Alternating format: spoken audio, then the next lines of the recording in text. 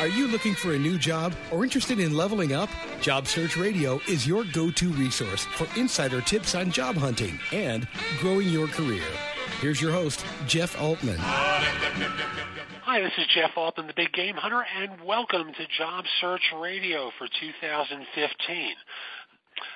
You know, a lot of people, when they start thinking about job search, I don't care if you're 22 or 62, start to think about specifically, getting a job and the importance of finding a job.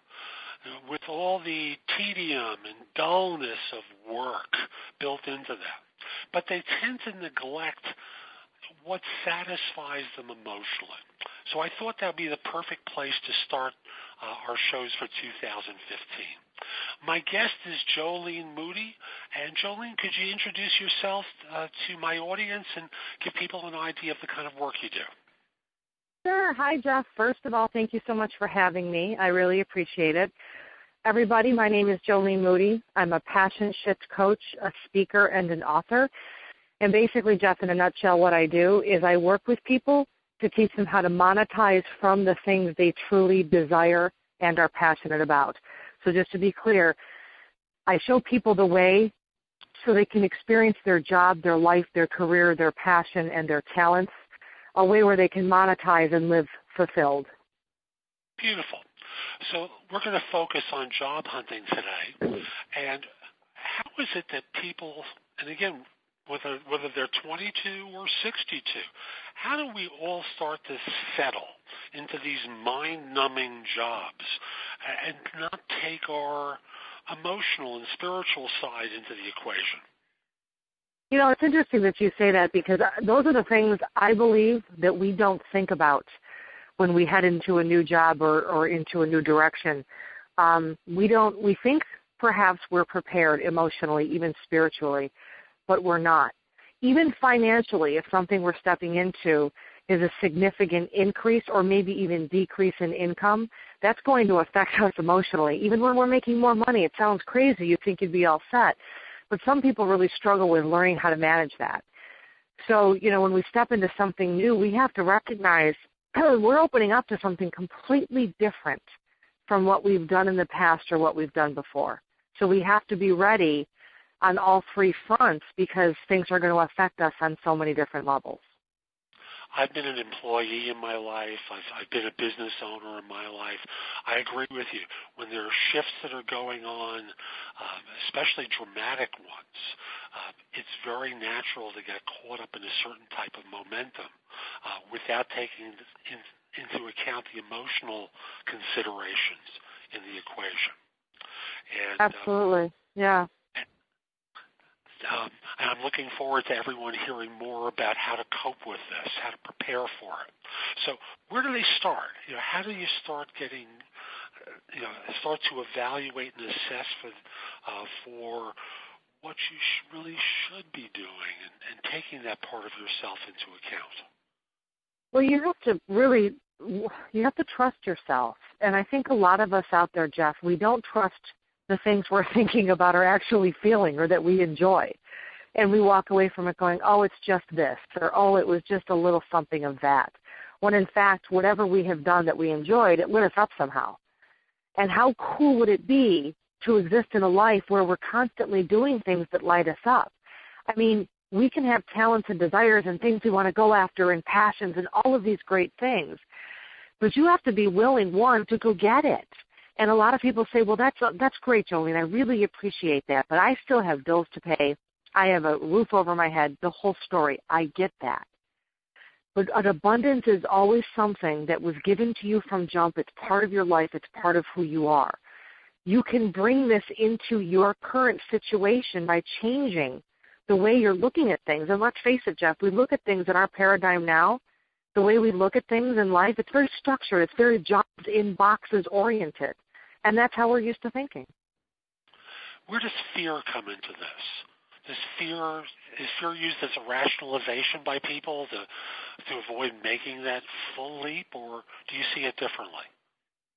I see it differently. I think it's natural to be fearful, But really, we have to remember that we're creating that story of fear. You know, I have an opportunity in front of me right now to be a guest producer in Los Angeles on a CBS television show. I was supposed to find out today if I was chosen. It was this contest I entered. I got an email today, and basically they're not going to be choosing today. They're pushing it till Friday. I have been on pins and needles for 2 weeks waiting for this. When you feel that ignited about something and that excited, that's how you know it's a part of your makeup. It's a part of who you're supposed to be. Fear is always going to be there. I'm afraid. I'm afraid if they say yes. I'm afraid if they say no, you know. But the bottom line is when we're afraid of it, if you're excited at the same time on some level, then you know it's good. Because whatever or however you're moving forward, you know you're moving forward for the greater good. There's a story I told my listeners in an earlier show about the way lions hunt gazelle. And the way that they do that is old lions are a part of the equation. Now, understand, lions can never catch a gazelle. The gazelle are just too fast. So the old lions lie in wait hiding, while the young lions herd the gazelle in that direction. And when the gazelle gets up close to the old lions, the lions stand up and roar. The gazelle, and they turn around and they run in the opposite direction. So the motto to this, of course, is go to the roar. Go to the place where you're afraid, because more often than not, that's really the direction you have to go. I hope that was helpful to you, Jolene. Every time. It was spot on. That's the direction you have to go in every time. If you don't feel fear, or if you don't feel angst or excitement or anything, you're not challenging yourself. You're merely existing. So when that comes up, recognize it's part of the ride. Yeah, that was very well said. Thank you. And, you know, for a person who is now going to deal with this, how do they deal with this? You know, we're having this nice discussion, giving people advice about what they should be doing. How do they do it? Oh, my gosh. It's one day at a time. You know, one day at a time. If anybody knows my story, I was a television reporter for 10 years. I'd get up, I'd drive to the station, I would listen to the news on the way in, I would know what story I would be covering. I was capable, so it was usually the top story, so I always got punished for being good at my job. And then I couldn't wait to get home. And I got caught in this monotony, and I was bored. And while other people thought, you know, this was a great job and it was something that they would love to have, it wasn't something that I loved having. And so you have to be brutally honest with yourself. That's number one. So if someone right now is hearing me and they're saying, well, yeah, it sounds so easy, but really it's a process. I left my job in 2010, Jeff. I'm still evolving. So, you know, you have to give yourself permission to take that leap of faith, and that's what it is. There's no telling what's out there when you go. I'm not going to tell you I know. I don't. Nobody does. It's a leap of faith, and it's really one day at a time. You have to give yourself permission to explore. Just explore these options and these things you're curious about. Why wouldn't you? We get one shot in this life that we remember. Take it and run. A lifetime is not a long time. And no, not always. If we waste a lot of our lifetime thinking about what could have been, what should have been, instead of doing, boy, we could fix a lot of those second guesses very dramatically. Mm-hmm. Yeah. So, folks, we're going to be back with more from Jolene in just a moment. But first, my job search insider tip, which is going to be about checking references or having your references checked. Now, when you get to that point in your job search, you know, I believe that you really ought to give the person who's being given, whose name is being given as a reference, a heads up. And you give them a call. You don't just simply send an email. Let them know that you'd like to use them as a reference and ask their permission. Confirm with them what dates you work for their firm, so that there's no confusion between what you might have put on an application and what they might say. You then ask them, what might you say about my work? because you don't obviously want to present a reference that's going to be someone who gives a red flag to the employer. So think in terms of seeing what they have to say about your performance, how you interacted with others, whether you were eligible for rehire. And if they're not specific in what they say, offer them specifics of things to say that they might feel comfortable with saying. You don't want to necessarily put words in their mouth. You just want to guide them into potentially good answers to obvious questions that might be asked on references. So that's my tip for this show. I've got a lot more at my website, which is thebiggamehunter.us. You can go over to the site and go exploring, because I've got video and podcasts and articles I've written for my e-zine there.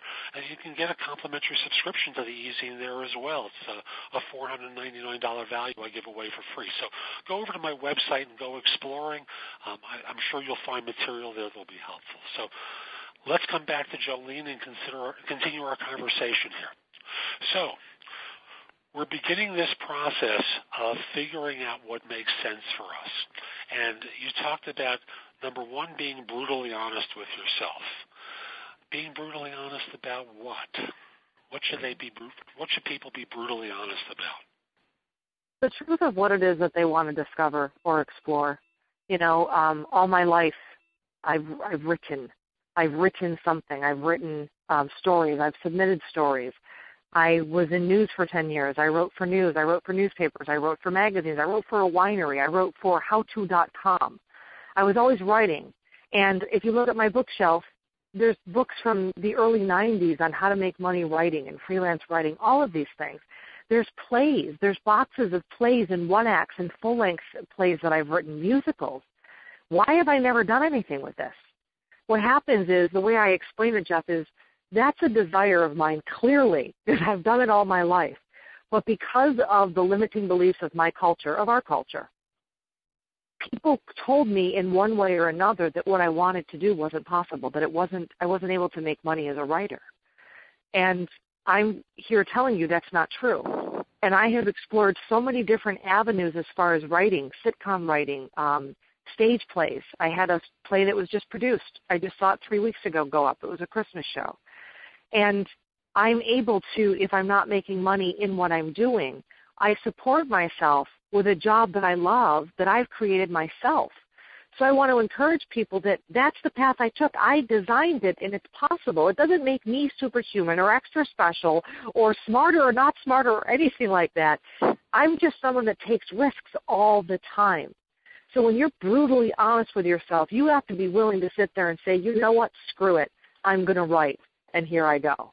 So that's what I mean.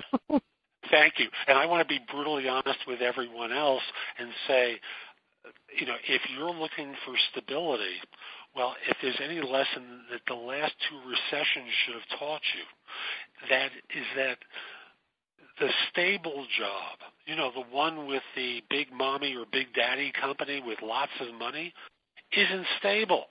There's no guarantee. Yeah. There are no guarantees in anything you do, whether you're at a big company or a small company. So rather than abdicate your livelihood and abdicate your happiness to big mommy or big daddy, why not take the overt risk, the conscious risk, rather than being unconscious and taking a risk and going to work at these places? Because Lord knows, we know that they're going to lay off. You know, and it's true, there's risks there, but there's risks doing what I do. Is I'm an entrepreneur, essentially. Anything you do poses a risk. If your only means and the reason you're getting a job is strictly for security, there's a lot of processing that needs to happen in that thought, because you weren't put here. You weren't put on this earth just to go and show up at a job making X amount of dollars an hour and standing in a line and just passing things along. You weren't meant for that. And that's why I do what I do. My voice is a reminder for people that have forgotten that, so that they can move to that next phase of being brutally honest with themselves and saying, this is what I want to do, and trying it on. You don't need to run away from your job. I mean, if you ever read my book, I kind of did that in my story. I was in news. I gave 5 weeks' notice. after 10 years in the business, 5 years at that particular station. After 10 years in the business, I left. I didn't have anything. I didn't have anything planned. I just thought I'm going to be a speaker and I'm going to write a book, and God willing and God help me, be there for me. It was all about risk, and I had to be brave. But weren't you afraid? You're Oh. not going to get a paycheck anymore. And what about the house and the mortgage and all that kind of stuff? Yeah, and you know what? It was sink or swim, baby, sink or swim. And I had a mentor, and I signed up with a coach, and I was making minuscule money then as a coach. I think I made $13,000 that year. And he showed me how to move my job into a six-figure business. And that was really powerful for me because it opened up all of these time slots so I could be a speaker and a coach and teach what I love and then still do what I love. Who wouldn't want that? And if someone out there is going, well, Jolene, I don't want to be a speaker and a coach, that's cool too. You don't have to be. There's people all over this world that do show up someplace to put money in their pocket, but they never forget, if they are a writer, they write in the evening, or if they're an actor or whatever it is that they're doing, they still show up with what they love. So well put. So well put. And ultimately, like you said, there's a leap of faith. So what was the most profound teaching that your coach gave you? That oh, my goodness. The one that just came to your mind, and you started to edit a little bit. Honestly, it was to be patient with the process, because the process that I use, being I'm a business coach and a passion shift coach, I have to teach people how to sell their services. And I teach them how to sell their services at a very high ticket price. And I couldn't imagine that when I first started with him. He said, well, sell a coaching package for $2,000. And to me, that was an enormous amount of money. Where now my coaching packages are a 5-figure package. If he had told me when I started with him that I'd be selling my coaching at 5 figures, I never would have believed him. So it was staying the course. Even when people told me no, I was rejected over and over again. I kept showing up in rooms. I kept speaking. I kept looking for speaking gigs. I just kept showing up, and I skyrocketed. It was perseverance. That's what it is. The problem, Jeff, is we give up because we don't see the results on our timeline. It's not our timeline. Someone else has this all figured out, so just be patient. It's funny you talk about charging a good price for what you do. I'm trained as a therapist, and when I was doing institute training in New York, the teacher who I was learning from, I remember him talking about something that Freud used to talk about, and that was you have to get a good price for what you do, for your services. Mm-hmm. And it's funny to think of Freud in this way, but here he is talking about getting a good price, and his logic was perfect. He basically said, if you can't afford to be there for your patient, you're not going to be able to help them. You're going to have to go get another job. So you have to charge a good price so that you don't destroy the treatment for the patient. It's so true for us as well. Most people, when they start off in whatever this new endeavor is, it can be starting a small business, starting a big business, whatever it is. They start to think about selling on the basis of price and looking for jobs where they start settling instead of going to the thing that makes their heart sing. And at the end of the day, if you can't afford to do it, if you charge too little, you're going to be crawling back to some big mommy or big daddy and settling for something that you really would prefer not doing.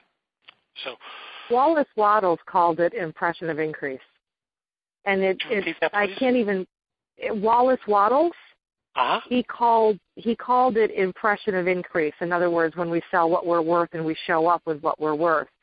And if you read his book, The Science of Getting Rich by Wallace Wattles, I think it's chapter 18 or chapter 8. Nonetheless, I'm going to butcher it.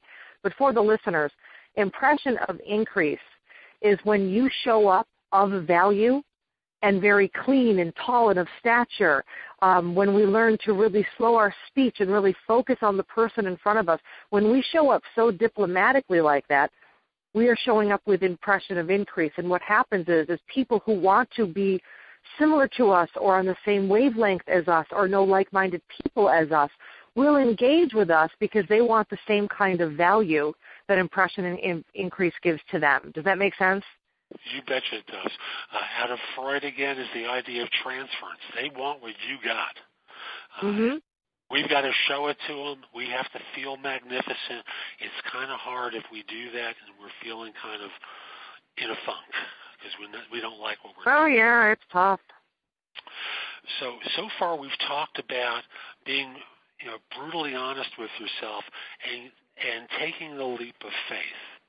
What else should folks be doing in order to ensure their soul and their heart and their spirit is engaged in their next job or career? This is a tough question because I think this question is it brings a very personal response. I think that it's on that level only that you can achieve the things you want. And what I mean is you have to be willing to be vulnerable, to let things happen, to understand that it's not going to be perfect and there's going to be mistakes. But again, it's either way. I heard an author by the name of Christine Northrup said once, you can enjoy the journey. Either way, you're going to feel pain. But the pain you feel when you're reaching for something that fills you, it's a joy-filled pain. So why not choose that road towards joy as opposed to the way we're going now, which is just this mundane, mere existence, and we maybe move from job to job. And look, I get if you have to take a job to support yourself until the next thing. I've been there. I get that completely. But don't get lost in it. When I started my coaching business, when I started this business 4 years ago, I got lost in it, Jeff. For like 2 years, I got completely lost. I buried myself in it. My business was doing great. It was booming. But all of a sudden, I forgot why I was doing it. I was doing it to generate the cash to fund all of the things that I wanted to continue to do. So if we have to take those jobs or do those things that generate cash so we can support our art or whatever it is we're doing, just don't get lost in it. Remember the true purpose of why you're doing what you're doing.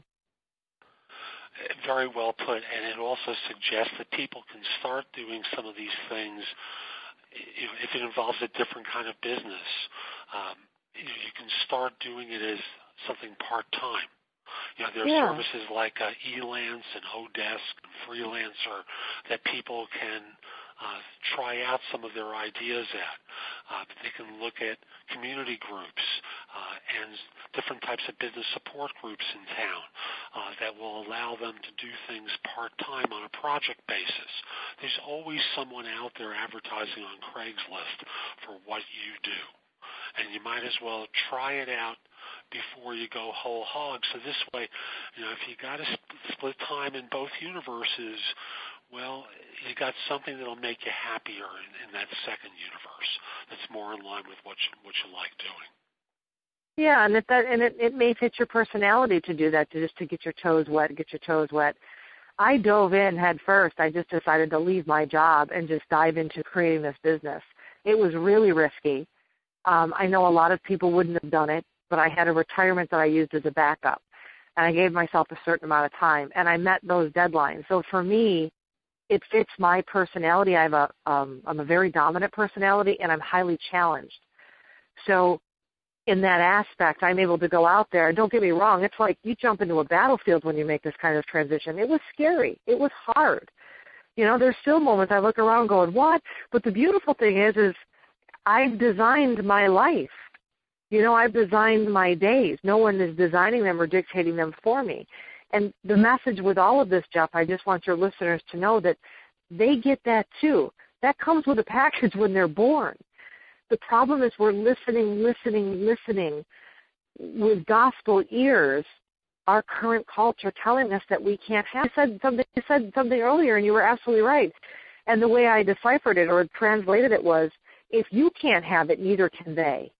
So people that tell you that things aren't possible or know you can't do that or you're not good enough to go after that job, that's their limitation. It's not yours. So try to remember that when the voices that are trying to stifle you from going full on with what you want, just be prepared and understand that that's their limitation they're talking about. It's not actually yours.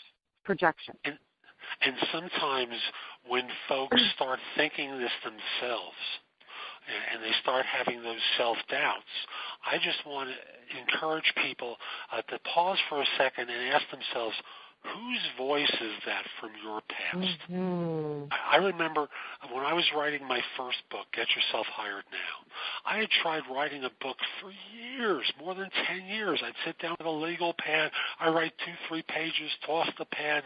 This is terrible. Now, I eventually came back, and I found someone to coach me.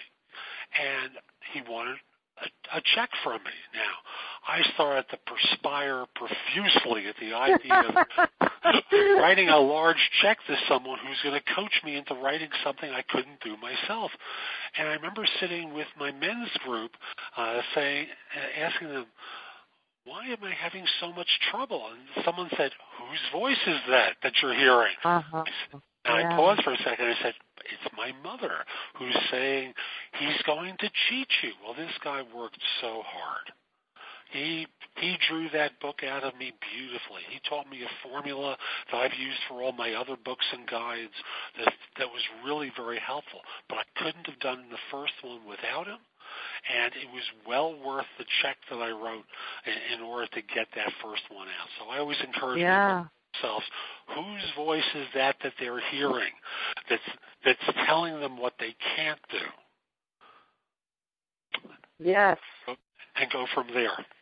So we're starting to come up on the end of our time with one another, Jolene, and I know there's a lot more material we could in theory cover, but we have to be respectful of everyone's time. Are there any final points that you want to make during our time here?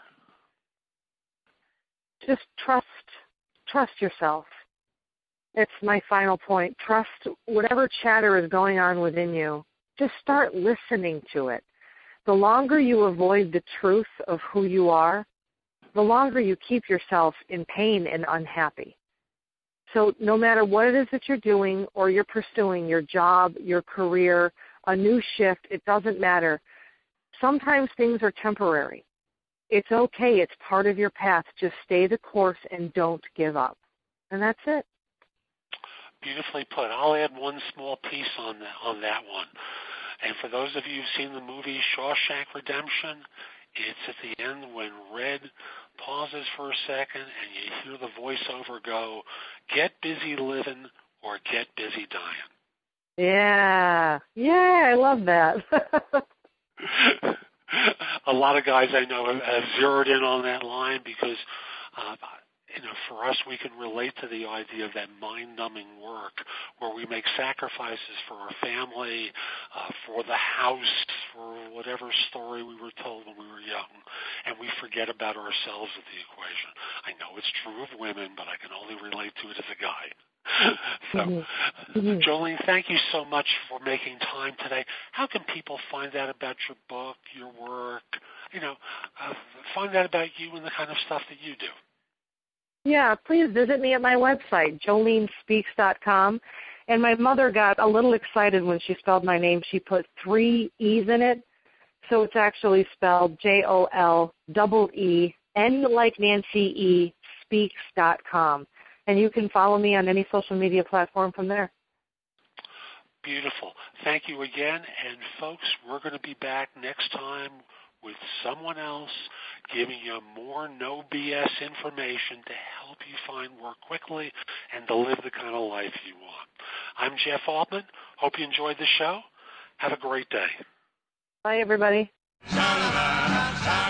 For more job search advice, visit Jeff's website at thebiggamehunter.us. That's thebiggamehunter.us.